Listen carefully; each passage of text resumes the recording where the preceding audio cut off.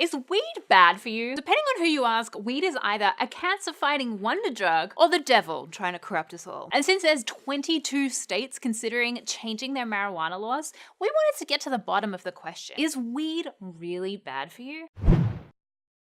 Now, before we get started on the biological impacts of what happens when you get high, blaze, burn, light up, scroll, bake, scroll, really? All right, let's break the potential downsides to marijuana into 3 sections: the brain, the lungs, and cancer. So first off, the brain. So it's assumed that the use of marijuana by teenagers is harmful to brain development. The National Institute of Drug Abuse, or NIDA, warns teens in particular to avoid marijuana as their little brains are still developing. And weed's main psychoactive ingredient, THC, definitely does act on the brain. It mimics the brain's natural endocannabinoids, which regulate our physiological functions, such as appetite, pain, memory, and mood. Now, anything that affects the brain's chemistry should be used very carefully. Our brain is a well-regulated machine, and it's a bad idea to with that system. So, for example, if you take away the brain's ability to regulate appetite, you can get the munchies, which is why there's a stereotype of the fat stoner. But is smoking weed actually damaging your brain? Well, your brain does adjust to anything you put into it, but to date, the studies that I've seen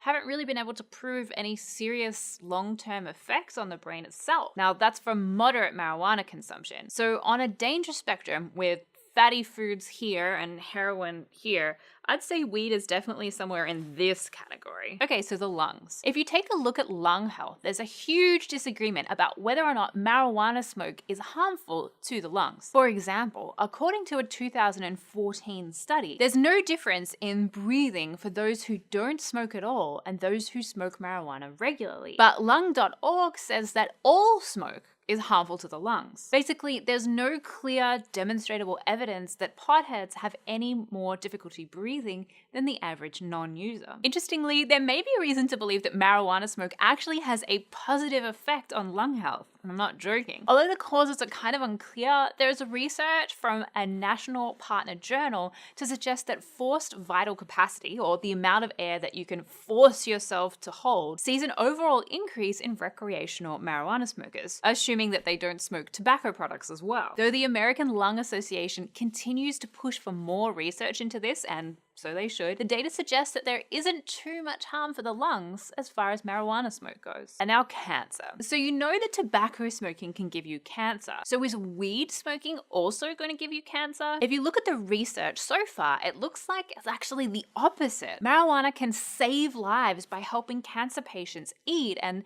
sleep and recover quicker from the effects of cancer treatments. There's also some evidence that suggests that marijuana may actually kill cancer cells. As this article on cancer.gov states, cannabinoids may inhibit tumor growth by causing cell death, blocking cell growth, and blocking the development of blood vessels needed by tumors to grow. But as they say, more research is needed. So wait, weed doesn't seem that bad after all. Well, now that we've got the biological facts out there, it's time for me to get up on my political soapbox for just a second. There's a lot of misinformation out there on this topic, and I would speculate there's one big reason for this: corruption. There's pharmaceutical companies who, of course, don't want cannabis taking over their painkillers and other drugs, and the private prison industry, who benefit from thousands of people who are locked up for marijuana-related crimes every year. So for example, look no further than former presidential candidate Marco Rubio. Remember him? He accepted $40,000 worth of campaign donations from GEO, a private correctional corporation. But he didn't get this money for nothing. As House Leader, his economic consultant, who was a former trustee of GEO, advised Rubio to award a government prison contract for $110 million to GEO. This is how the private prison lobby works, and they benefit greatly from marijuana still being illegal. This is why many people seem to assume that the potential dangers of marijuana are worse than they actually are, because they've been bombarded with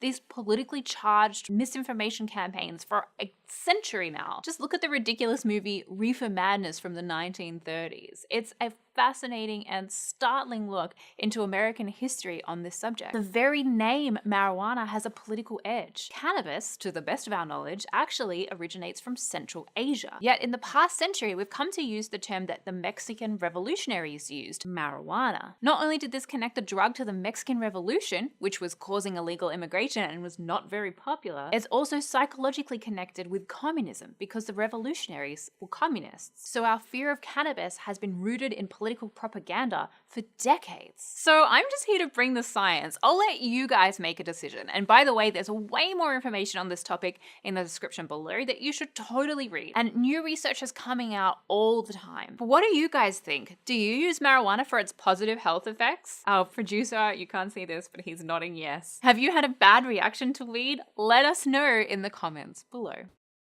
Hi everyone, I'm Jade Lovell, resident science nerd on the Young Turks Network. You're watching SciQ and we know you don't want to miss an episode, so please click the subscribe button down below.